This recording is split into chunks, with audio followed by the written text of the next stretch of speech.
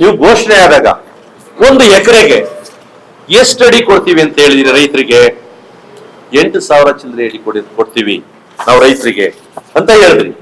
ಇವತ್ತು ಎಷ್ಟು ಸಾವಿರ ಅಡಿ ಶಿವಕುಮಾರ್ ಅವರು ಕೊಡ್ತಾ ಇದ್ದಾರೆ? 1 ಎಕರೆಗೆ 9,690 ಅಡಿ ಕೊಡ್ತಾ ಇದ್ದಾರೆ. ನೀವು ಹಣದ ರೂಪದಲ್ಲಿ ಎಷ್ಟು ಕೊಡ್ತೀವಿ ಅಂತ ಹೇಳಿದ್ರಿ 1 ಎಕರೆಗೆ?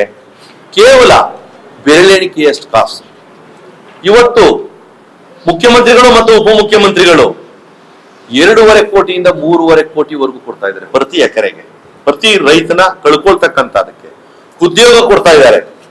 ಬಹುಶಃ ಈ ರೀತಿಯ ರೈತರು ಭೂಮಿ ಕಳ್ಕೊಳ್ಳುವಂತ ರೈತರಿಗೆ ಕರ್ನಾಟಕದಲ್ಲಿ ಹೆಚ್ಚಿನ ಭೂಮಿಯನ್ನ ಕೊಡ್ತಾ ಇರ್ತಕ್ಕಂಥದ್ದು, ಹೆಚ್ಚಿನ ಹಣವನ್ನ ಕೊಡ್ತಾ ಇರ್ತಕ್ಕಂಥದ್ದು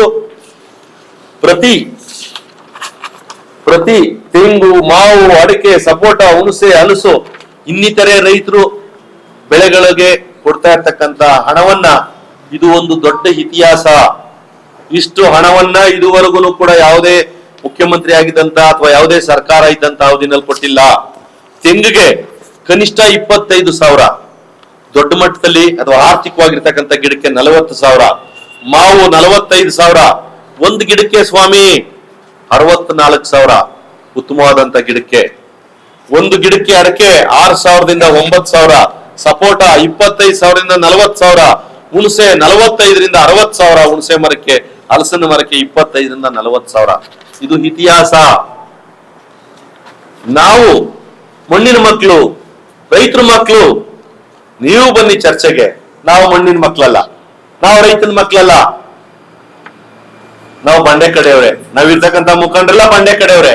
ನಾವು ಬರ್ತೀವಿ ಚರ್ಚೆಗೆ. ನಿಮ್ಮ ಅವಧಿನಲ್ಲಿ ಏನೇನಿದೆ 48 ಗಂಟೆಯ ಸಮಯದಲ್ಲಿ ನಮಗ್ ನೀವೇ ನಿಗದಿ ಮಾಡಿ, ನಿಮ್ಮ ಜಾಗಕ್ಕೆ ನಾವೇ ಬರ್ತೀವಿ.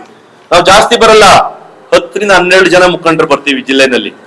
ನೀವು ಮಾಹಿತಿಗಳು ತಗೊಂಡ್ಬನ್ನಿ, 30 ವರ್ಷದ ಮಾಹಿತಿಗಳನ್ನ.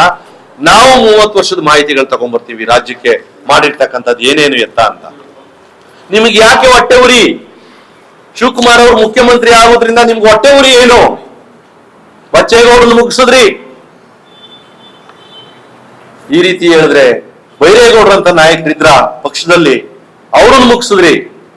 ನೀವು ಮುಗಿಸಿರ್ತಕ್ಕಂಥದ್ದು 100 ಜನದ ಪಟ್ಟಿ ಮಾಡಬಲ್ಲೆ ಈ ರಾಜ್ಯದಲ್ಲಿ. 100 ಜನದ.